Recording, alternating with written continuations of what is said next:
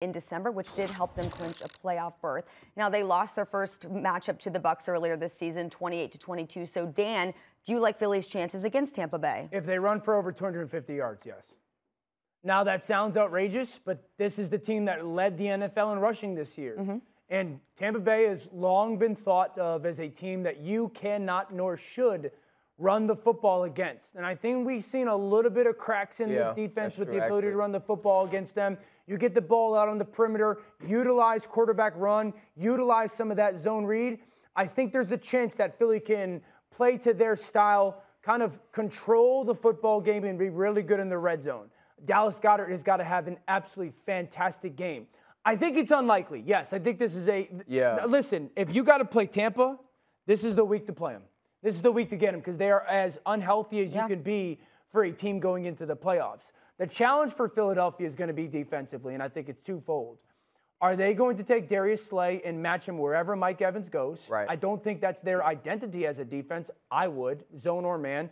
And I don't think they have anybody that can slow Gronk. I really don't. I don't think they have anybody that can lock Gronk down. Now, they prove me wrong, then they got a chance to do it. But that's the blueprint, at least in my mind. Do I think it's going to happen? No, I do not think it's going to happen. I think the fact the Eagles made the playoffs is an incredible accomplishment. Do I think it can happen? Yes, it's unlikely, though.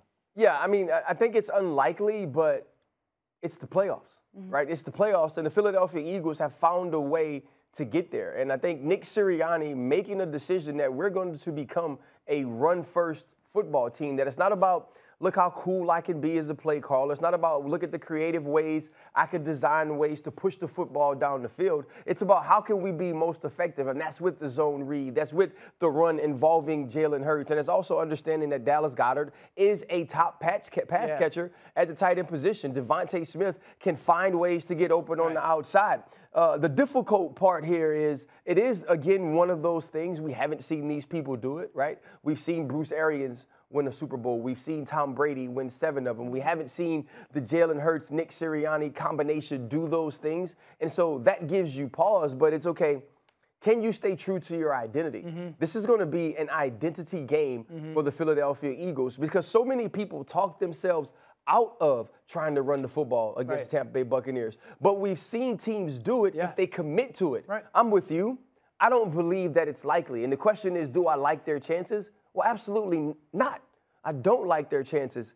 But this is about the Philadelphia Eagles understanding who they are, walking into the stadium, believing that that's enough to win and sticking to it, getting this game to the fourth quarter and saying, okay, Jalen, we now have given you an opportunity to get over the hump. Can you do it? It's difficult when you're facing the GOAT, though. We thought Jacksonville upsetting Indy was a massive upset yesterday, which it was. If the Eagles beat Tampa and Tom Brady, that would be equally as impressive. No way. Nope. Not going to let you off the hook with that. Nope. Bro, you don't think that if the Eagles beat Tampa Bay, it is... I do not. How many wins do the Eagles have against winning teams? As big as the Jacksonville Jaguars beating the Colts last week? This is a Tampa Bay team that won the Super Bowl. But they're also depleted. It's not that Tampa Bay team. It's, you know, the Colts had all of their weapons, so it's kind of hard to make that comparison. You wouldn't be shocked if Brady lost to Nick Sirianni? I'd be shocked, yes. Not as shocked as I was yesterday. No. I think it would be just as big an upset. The Eagles are, I've said this, are incredible. I mean, it will certainly shake things up, that's for sure. It would. I don't think the Eagles have a win against a team with a winning record this season. Or at least on their stretch of winning streak. So we're talking about a team that doesn't have a win against a team with a winning record would have to go and beat the guy who's got 7 Super Bowl rings, is the defending Super Bowl champion. History don't play football, man. I agree with that. Yeah, they're 0-6 versus playoff teams this season, the second worst record by any playoff team versus the playoff. That would be an enormous upset. No, it would be an enormous upset. It is not as big as the team with the #1 overall pick next year in next year's draft beating the Indianapolis Colts. Not as much of a. This is a playoff team still. This is a team that has gotten there. We've watched wild card teams win football games. We've watched wild card teams win Super Bowl. The Green Bay Packers in 2010, the Pittsburgh Steelers in 2005. We've seen it happen.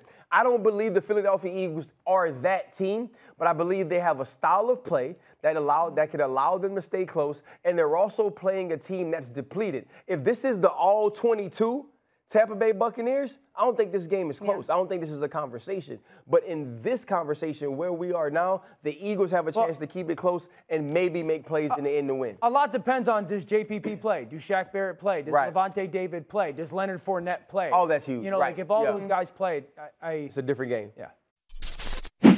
Thanks for watching ESPN on YouTube. For live streaming, sports, and premium content, subscribe to ESPN+.